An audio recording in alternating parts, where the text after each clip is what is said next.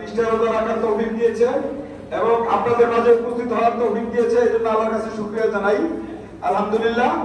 ইনশাআল্লাহ সকলে দোয়া করবেন আমাদের জন্য, আমরাও সকলের জন্য দোয়া করি। আল্লাহ যেন আমাদেরকে সকল ধরনের বালা মুসিবত থেকে আমাদেরকে মুক্ত রাখে।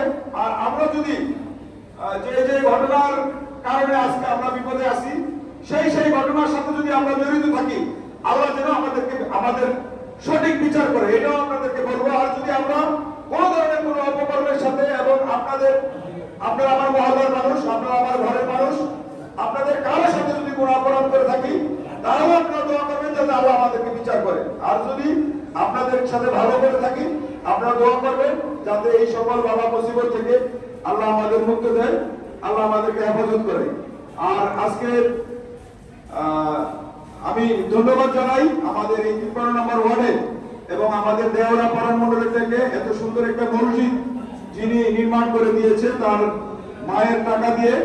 উনি দেখেন আজকে ভালো মানুষ, কিন্তু কখনো খারাপ থাকে না। উনি কিন্তু তখন বিচারপতি ছিলেন না, যখন এই মসজিদ করে দিয়েছেন, সাধারণ একজন বিচারক ছিলেন।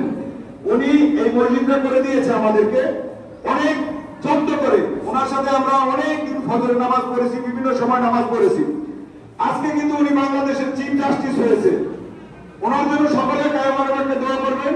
আর এই মসজিদের জমি যে দান করেছে আমাদের আজিম দাদা, আমাদের আতিক চাচা, তাদের জন্য দোয়া করবেন। আল্লাহ যেন তাদেরকে ভালো রাখেন এবং সকলের জন্য সকলে দোয়া করবেন।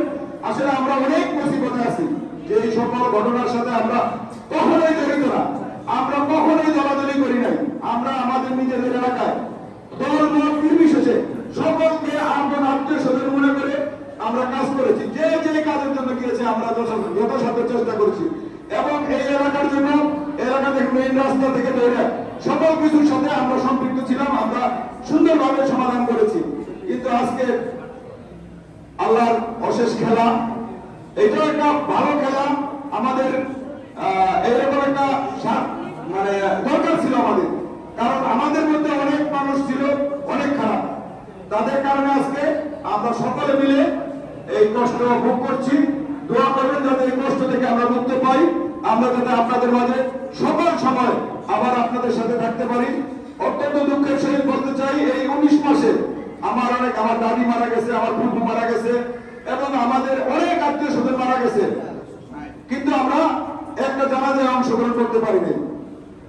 যাতে আগামী দিনে আমরা মারা গেল আপনারা জানাজায় আসতে পারেন এবং আপনারা মারা গেল আপনাদের জানাজায় যাতে শরীক থাকতে পারি, সকলের সাথে যাতে মিলেমিশে চলতে পারি, সেই দোয়া আমাদের জন্য করবেন। এই কথা বলে আর ইমাম সাহেবকে আমি ধন্যবাদ জানাই আমাকে কথা বলার সুযোগ দেওয়াতে। আসলে এই ঈদের জামাতের কথা বলবো কল্পনাও করি নাই, যেহেতু প্রায় 19 মাস পরে আপনাদের মাঝে এসেছি, এই জন্য দুটো কথা বললাম। যদি ভুলভ্রান্তি হয় সকলে ক্ষমার দৃষ্টিতে দেখবেন।